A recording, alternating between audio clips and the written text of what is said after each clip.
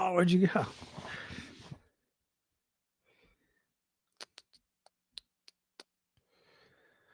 All right.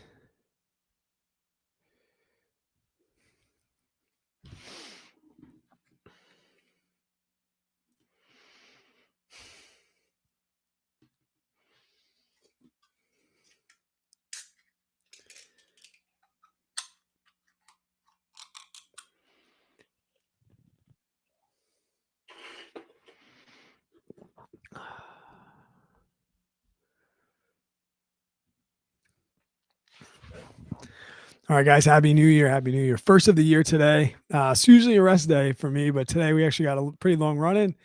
But we will get to that, guys.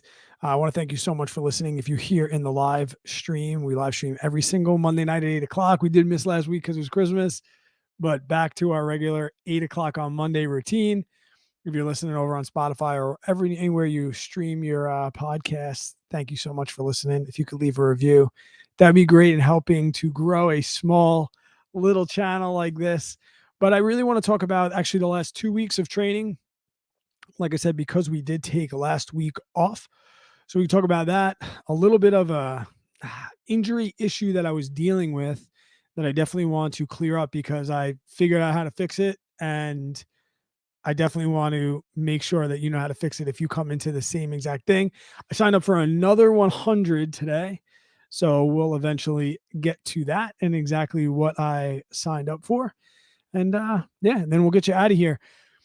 I want to start pretty much 2 weeks ago, right? Leading into the week of Christmas, I was coming off of that backyard ultra. So we have to at least keep that in mind because the backyard ultra, I came out of that and that was on December 9th. I did not feel great after it. Just felt a little weird in the legs, a little bit of a knee issue.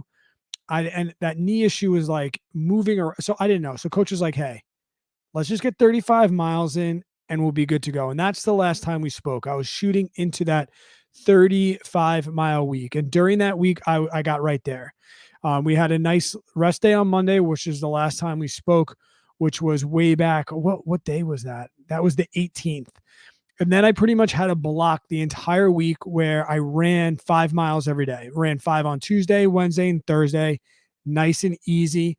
On Friday, I ran 5 as well, but pushed the high end of the aerobic zone just to move the legs, see what the knee was really doing.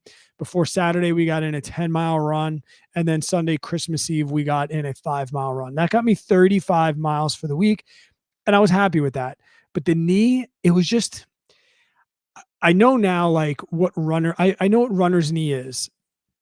And at first I thought it was a little bit of runner's knee, but there was no room for overuse unless I got the overuse in one day. But the other thing that like led me away and made me a little bit fearful when it came to the knee is it was moving around to different spots of the knee. So with the runner's knee, we know pretty much we can pinpoint where that is, but this was kind of moving around. It was sometimes on the top of the knee, sometimes laterally on the outside of the knee, sometimes medially on the inside of the knee. It was just moving around. And I was like, this is weird, but primarily it was hanging out right above the patella, right above the kneecap. And the good news about it moving around was that it led me to believe that it was mostly going to be a muscular issue, right? Because there's so many muscles pulling on different angles of the knees. And I know historically I have a weak core. I have very, as they say, sleepy glutes or glutes that don't even fire because they're so weak, and historically tight hamstrings, which anytime I've ever had problems in the past with my knees, they've always been a hamstring and glute issue. So I kind of looked there first, but like the pain was like different. And it turns out I really did have a little bit of a case of the runner's knee, but we'll talk about how I got rid of that actually this week. All right. But let's talk first Christmas week leading into what should have been today's rest day and why I actually ran today. And I had my long run today. But last week we went up from 35 to 40. I also picked up a little bit more speed work last week. So Tuesday, I got in 6 miles with the tempo ladder. I posted a reel about this on Instagram, Brad Trains, if you're not checking that out. Pretty much 30 seconds on, 30 seconds off, 60 seconds on, 60 seconds off, 90 seconds on, 90 seconds off at threshold pace, equal rest, zone 2 recovery speed rest. And I just went up to 90 seconds, back down to 30 seconds, back up to 90 seconds. And I did 20 minutes of warm up, 20 minutes of ladder, 20 minutes of cool down. That's pretty much what I did. And that felt okay. And at this point with the knee, it wasn't getting worse, but it wasn't getting better. It was kind of just hanging around. It was kind of like achy, but it had definitely moved now. And it was just hanging out right above the patella, which was bone runner's knee. On Wednesday, I did 7 miles and then nice and easy.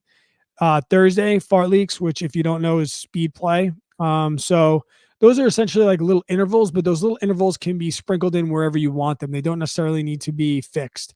So over the course of the 6 miles, I found like 5 or 6 45-second bursts. And that's essentially what we did that day. On the 29th, I got in a 15-mile long run, which was actually closer to 16. And the knee was good, but once again, not great. And this is actually, I kind of wanted to use that 15 miles as a test to see like exactly what was going on, see if it did make it worse or if it was just going to hang around. And I got on the phone with a couple of people, PTs I know, and just asking people's advice. And they were like, hey, are you sore in the quad more than the other one? And I was like, yes, like my quad is definitely more tender to the touch. And they were like, have you done any deep tissue massage or any trigger point in there? And I was like, well, to be honest, I don't do massages because I don't like people touching me, which I don't like, I can't get massages. I just can't. But I've heard of trigger point, but I always thought that was like hocus pocus bullshit. And, they're like, it's the real deal. You might want to try it out. So I'm like, all right, I'll try anything once. And I got some trigger point, deep tissue, like trigger point. And there was what I've been told was a knot that was in my quad, that was deep in the quad, that was like the size of a softball. And dude, when it got pushed on, it was like you've had sore muscles before and like they pressed and you're like, holy shit. Dude, he pushed on this thing and I could feel it like start to like release and feel it start to get a little bit, And then when it was done, the knee pain was still there, but like minimal. But like an hour later, I felt like it was gone. I was like, oh, it was literally like a flick of the switch. Went from like thinking 1 minute, wow, I'm never going to walk again or run again, to like, oh my God, this might be gone. And the PT recommended maybe a little bit of KT tape because I was like, should I throw a knee brace on this thing? And he's like, nah, knee brace, there's nothing structural going on there. So the knee brace, maybe it'll give you a little warmth and compression, but I think you should be okay. He's like, if anything, maybe try some KT tape that will keep that patella in line, right? And keep it from straying out of the way and kind of help out those weak quads, keeping it in line. So I KT taped it for the follow-up day. So I did 15 on Friday, and then I followed up with 6 on Saturday. It was night and day. I couldn't believe how just like adding some trigger point to this quad, it just went from 2 weeks of achy knee right above the patella to no pain. Unbelievable to me. And that was very reassuring. I got the 3 in and I got the 6 in on Saturday. And then on the 31st, yesterday, I got in 3 for 40 miles total and just a whole new outlook on training. Like ready. I told coach, like, I'm ready to go. And I'd also been very transparent with him with his runner's knee. And he was like, yeah, we can go either way, man. We can go back down to 30 and calm down, or we can pick it up. And he's like, but I do want you to try a couple things, couple exercises. So now I have a whole new routine, mostly post run, of really taking care of that deep tissue. Definitely, I was a foam roller, but not like a habitual foam roller. Like I wasn't like, all right, I'm going to foam roll every single time I run.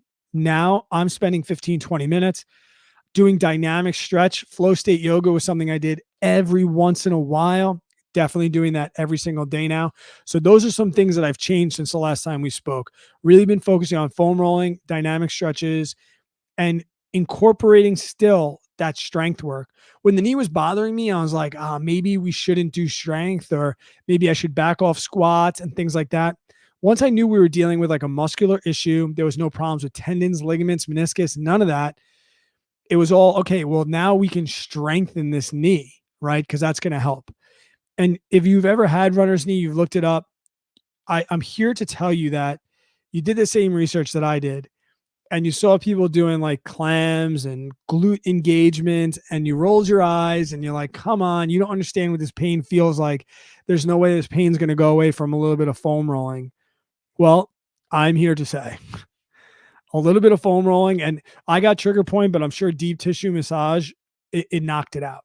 It completely got rid of it. And I just could not, I can't even describe to you how pumped I was about that leading into this week now, where I went now 35 to 40. Now, this week I'm going up to 52 miles. So here's kind of what this week looks like. And it's a little bit hectic. And here's why I ran today, where Mondays are always my rest day. Today I got in, I want to go for 3 hours. Actually, I can share it. I think you guys can see exactly. Let me share it real quick. For anybody that's here, you can see this. If it's too small, I apologize. I will also see it. But here's kind of what the week looks like for me. I tried to get 3 hours in today, which I did 2 hours, 58 minutes, which got me 16 and a half miles. Nice and easy. It was like cold and rainy here in New York, but got that done, and I'm glad. The reason why I'm traveling Friday, Saturday, Sunday, and Monday this week, I'm going to a wedding. I'm going to a wedding out of the country, and I'm going to a wedding out of the country in a private villa where people training for 100-mile races is nobody's priority. Nobody gives a shit. So outside of that property is not exactly safe. We talked about people. There's not really many places I could go. At first I was like, maybe there'll be a treadmill I can get on, or maybe I'll just shoot off the property, or I'll hop down onto the beach or something like that. I'm going to a wedding. The wedding planner is like, nah, you should probably definitely move your runs around a little bit. So I got in, yesterday I took like a nice easy day, no big deal. Took it nice and easy into today with the 16 and a half. And then tomorrow I got 7 miles, as you can see, easy run with light leg speed drills. Those will just be a couple pickups just to keep raise the heart rate here and there, but also let it get back down. And then an easy 11. And like 3 days ago when I looked at this, I was like, oh my God, my knee. But now I'm like, I can't wait to get out and hammer this stuff. So really, if I can get through the 16 today, the 7 and 11, it's pretty much going to be smooth sailing from here on out. On the 4th, Thursday, I'm going to do some hill treadmill, and I have to do my hills on the treadmill. That's just how it goes. And we're going to be going for 500 feet per mile per se, which is a lot, but on the treadmill, it's a little bit easier to do. If I get between 400 and 500 a mile, it's probably going to be more of a power hike per se, but I'm probably going to do something like a 12% for 15 minutes or so, and then drop it down to 5% and jog, and then go back up to 12.5% for a little bit, and then come back down and jog, and just always be in elevation, but I'm probably going to vary it. I'm not going to grind the entire time. On the 5th, which is Friday, which is when my flight is, I got like a 9 a.m. flight. I take a personal day. So I'll probably get that run in at like 4 o'clock in the morning, 7 miles, once again, with some pickups. And then Saturday, I'll be away. I'm going to take my rest day on Saturday. And then on Sunday, I'm supposed to have 5, but I've spoken to coach. Like, if I can't find a safe place, that 52 can very easily become 48. That's not a big deal. There's no way I'm going to be out in canyons and I'm going to be like, oh man, those 5 miles I missed back in January. Like, that's not a thing. So this is where a training block or a training schedule, it's not set in stone. It's there as a template, and things get in the way. So if I can get 5 miles in that day, if I can find 3, if they have a really long driveway and I can do some loops, I'll do some loops, maybe even just get 30 minutes of motion in. I will find something else to do if I can't get that run in. And that's not going to be a big deal for me. During the week, my strength during the week is going to be on Wednesday, Friday, and Sunday. You can see it just listed as Tabata version 3. My coach is just giving me different versions of Tabata workouts to do, and they've been really awesome. I've loved them. 14 minutes, so there's 7 cycles that he has me run through, and he has me do them twice. My thigh routine is just like air squats, lunges, planks, things like that, just accessory work. And the same with the glutes. The glute is just, once again, working on that, a lot of bandings, resistance, clam walks. And you can see every single day we have programmed in some sort of stretch or some sort of foam roll that's doing that. And that's going to be the week coming in. I really want to get, I say, a total stress score of 500. That'll be my first 500 TSS in a really, really, really long time, which I am very, very excited about. Really, really excited about, because I do feel really, really good. I'm super motivated. And I've talked before about like having a coach and them just keeping you, from getting in your own way. These last couple of weeks since I've done the backyard ultra, he's kept me out of my way a couple of times, and I'm super thankful for that. And that's really, really awesome.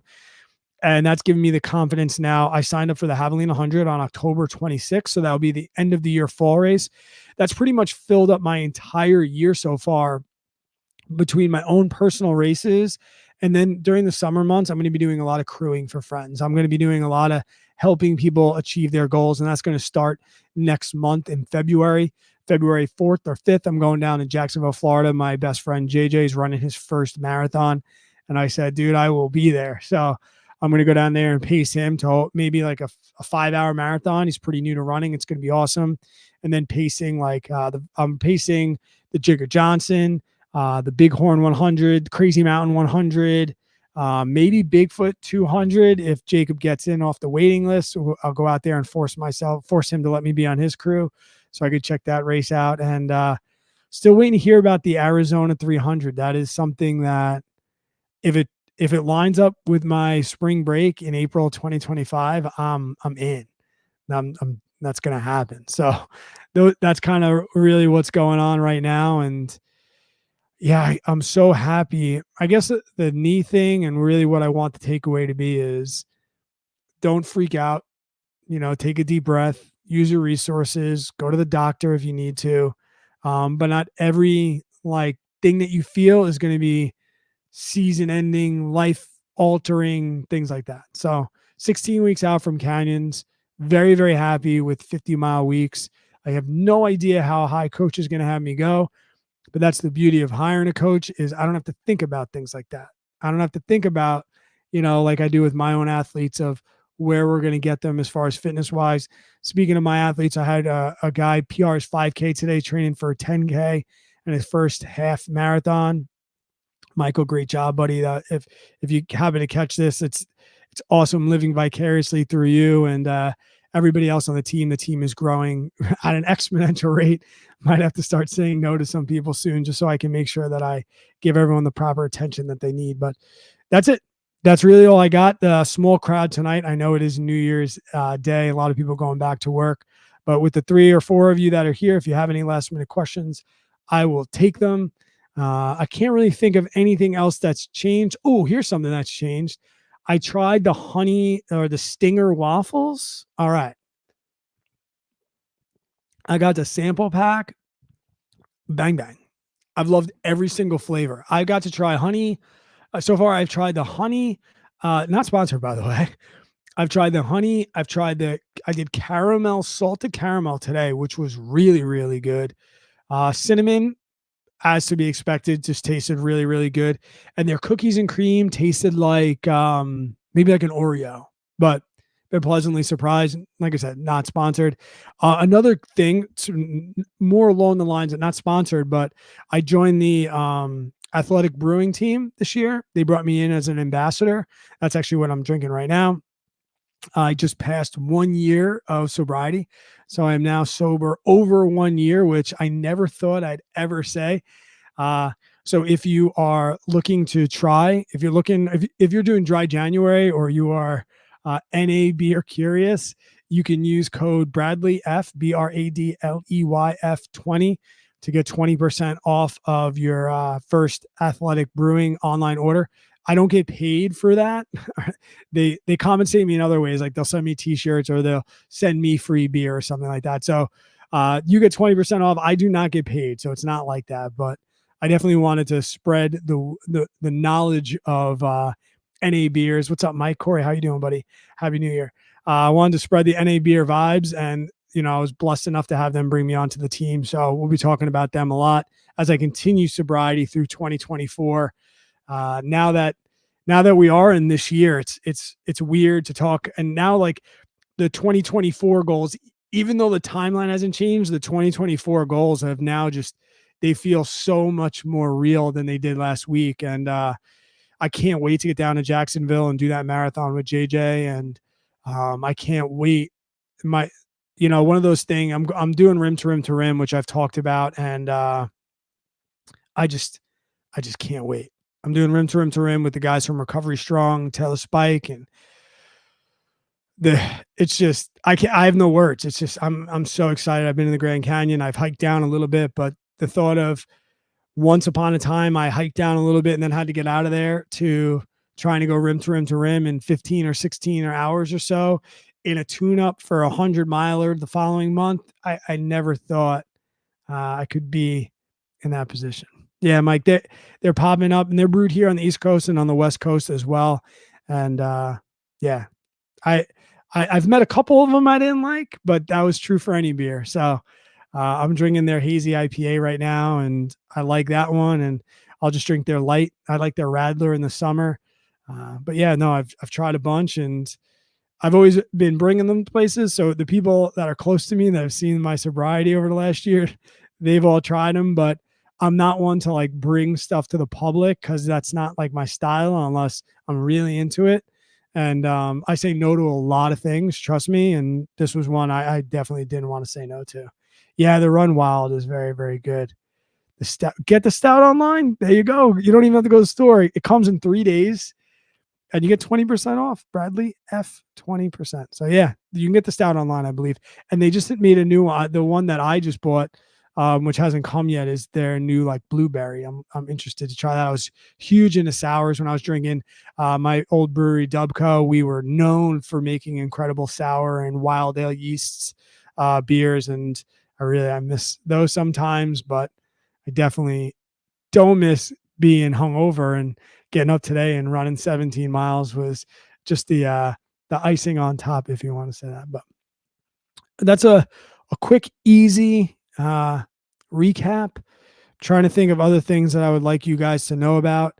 I have no problem promoting other people that I really, really like. So to make your running life better, if you haven't caught Nick Bear's podcast with Harvey Lewis was the guy that won Bigs, the last man standing, went 4 days, 450 miles.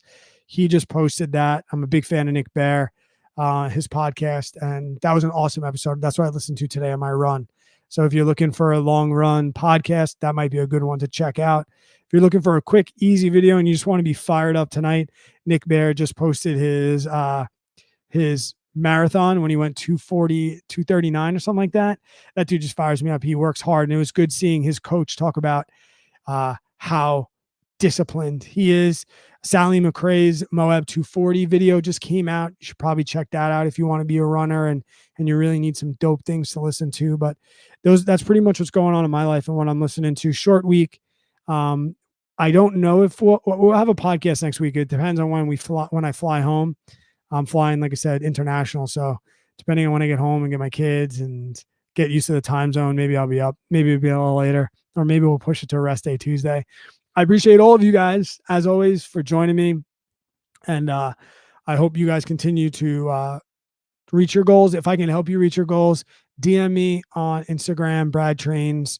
And like I said, if the team isn't full, I'll at least figure out something we could do, or send you else to somebody that I really, really highly recommend. If I don't have room, I definitely don't overfill my schedule, because I want to make sure that I give everyone the attention that they deserve. Yeah, Sally's video is really, really good. She's a good egg, and she's been around for a really, really long time. And it's good to see her starting to get some recognition for literally the decades of hard work that she's been putting in as not only a runner, but she's an incredible mom and just person too, So very, very few people in this industry that, you talk to people and not many people have a bad thing to say about them. She's one of them. Andy Glaze is another great guy. If you don't follow AM Glaze, you are not a runner, because he is the runner. But yeah, I will catch you guys next week. I hope the start to your new year was awesome. And make some good goals. Make a good goal in 2024. If you've never run a half marathon, start there. You never run a 10K, start there. Um, but I can assure you, like, if you've never run a half marathon, your life will be changed when you do it. And the journey to doing it will change your life, even if you walk it. And if you run a half marathon, sign up for a marathon. Go on the computer today. There's one within 20 miles of you, probably at some point in the spring or the fall. Commit. Just make a commitment. The worst thing that can happen is you spend $100 on the race and you don't, and you break the contract with yourself and you don't make it. And if you've done a marathon, look for a trail 50K, because once you get in the woods, you will be just blown away. All right. Thanks so much, guys. I'll talk to you next week.